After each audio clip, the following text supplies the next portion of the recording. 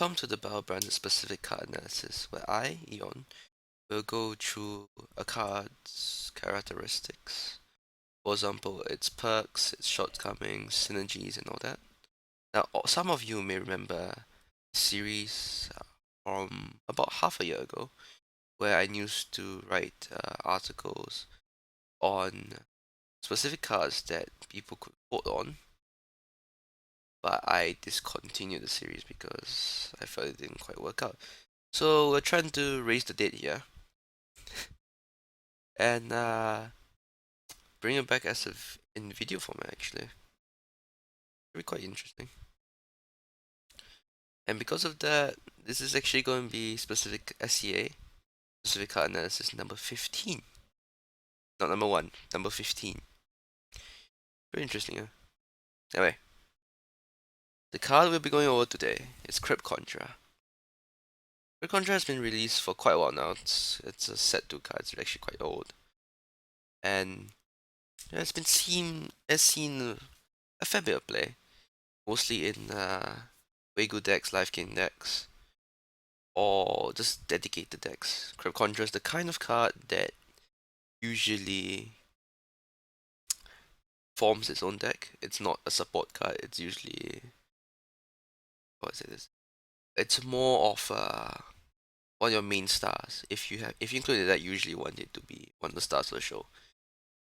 And it's a very unique card in the sense that it's one of the few cards in Soulforge that allow you to, instead of playing to the board, as most decks usually, where you just try to outmuscle your opponent and trick the board into your favor and eventually overrun the board and kill your opponent. The Conjurer doesn't quite care for that. Instead, it prefers to go for the face, which only Herald Bomb as a deck, and Windspark Elemental, and along with Crypt Conjurers are among the few cards that can do this. Now, the cards that synergize with Crypt Conjurer, the first card that comes to mind is Dustmaw.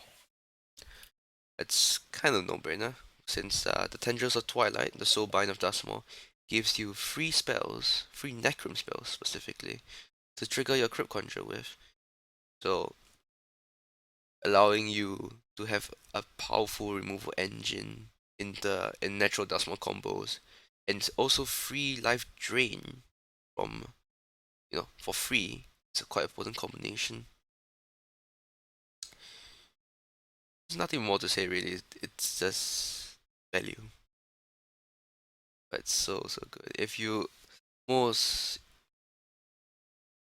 would to make a Crypt Conjurer that you almost assuredly want to play Dustmaw with it. Now, secondly, we have Wegu.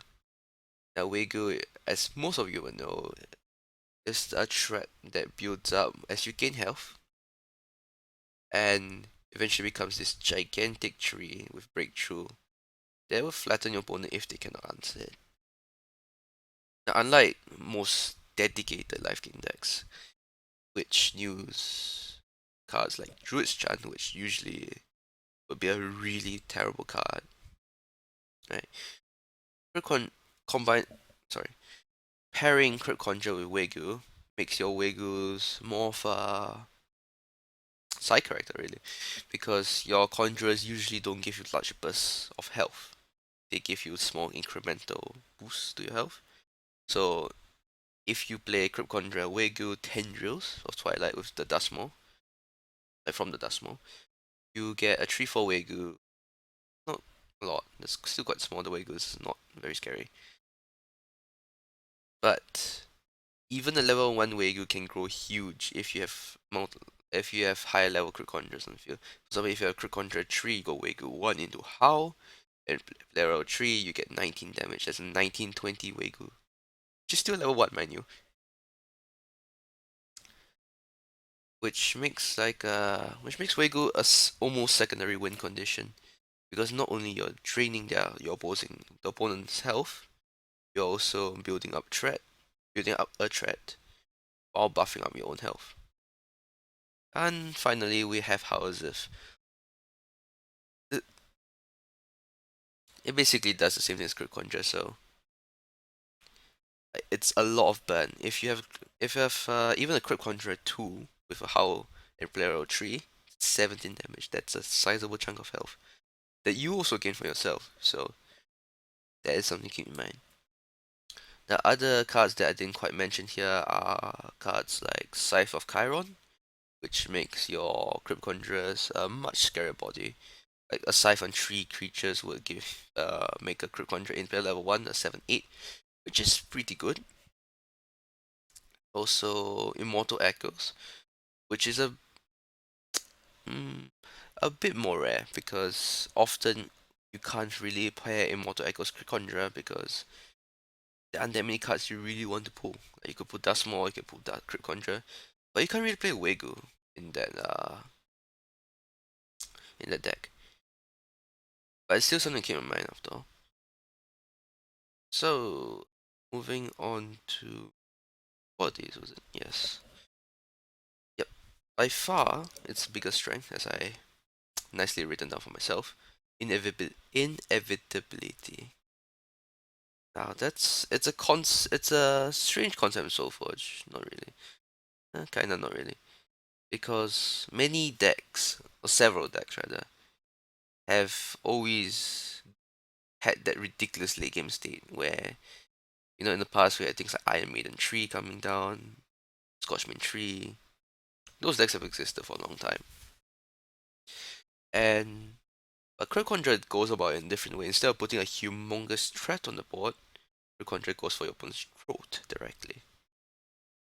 Your opponent could have 4 behemoth trees on the field, like 4 full health behemoth trees on the field. And it doesn't matter if he's on 12 health and he just dies to Crypt Conjurer Tendril. Really. So it's possible with Crypt Conjurer to set a game state rather, where your opponent is just waiting to die, basically. It's quite possible. Which makes Crypt Conjurer a really unique card, right? I would say it's a bit underplayed almost. Yeah, Skype. Ignoring that.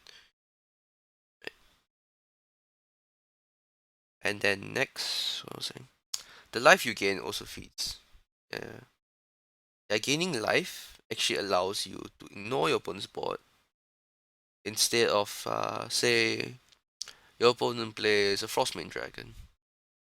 Instead of having to block it,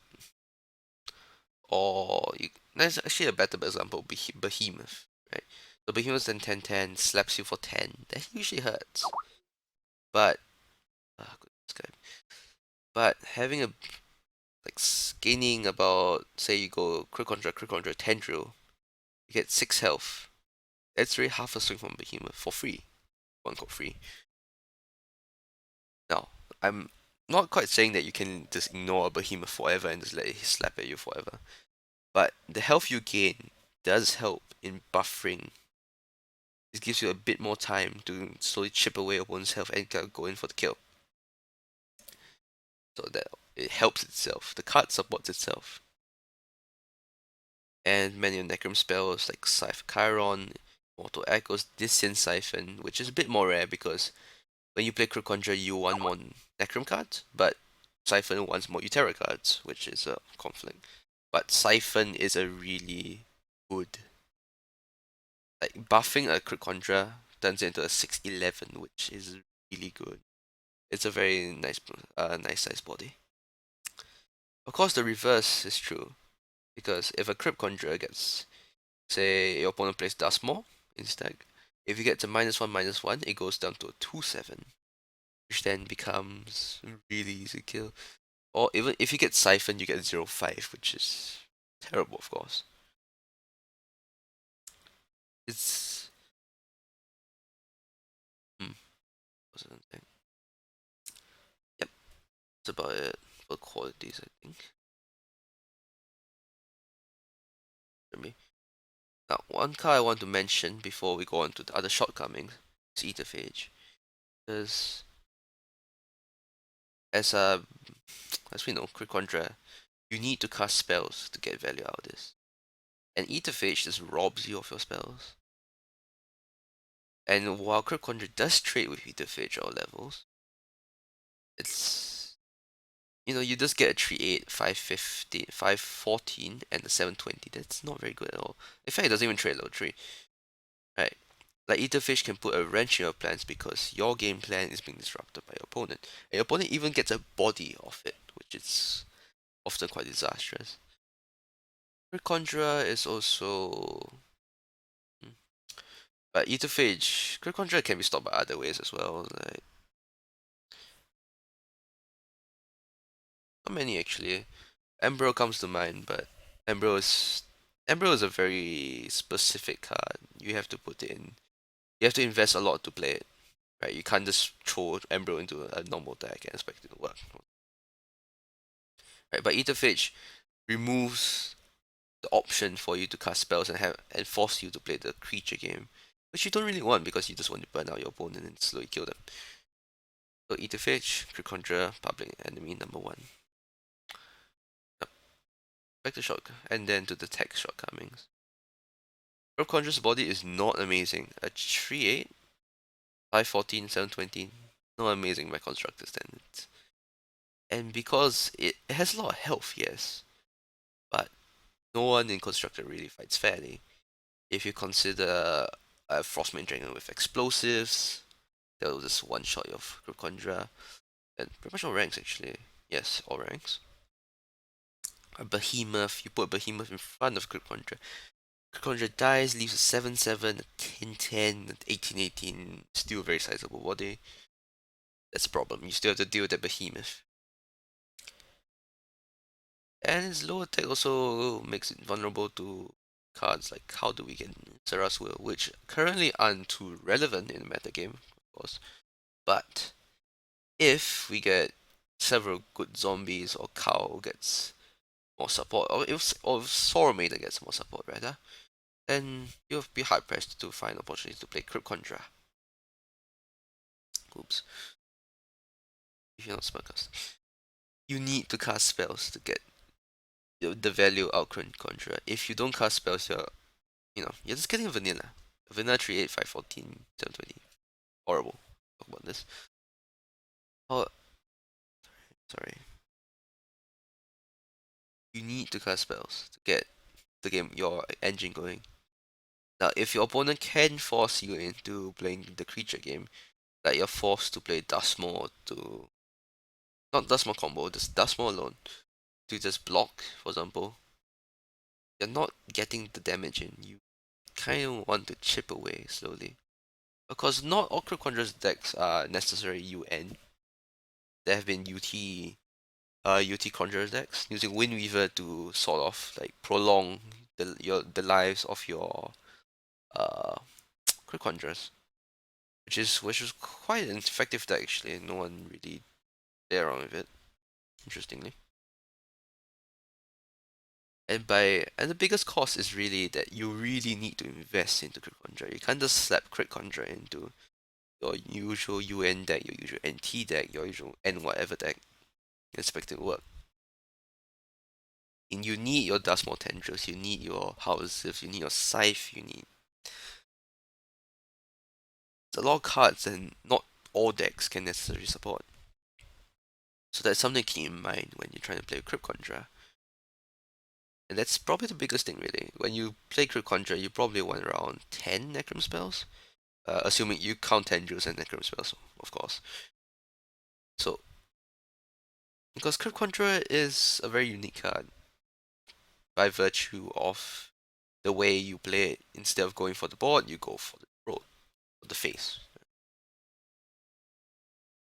And of course, cards like Scythe and Howl and Immortal Echoes are not cards you can always play, as with most spells, really.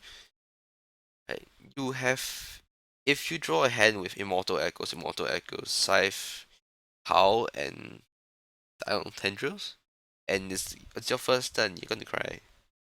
Really sad. It happens to you. So keep that in mind. Of course, Crypt Conjurer is still a very viable card, of course.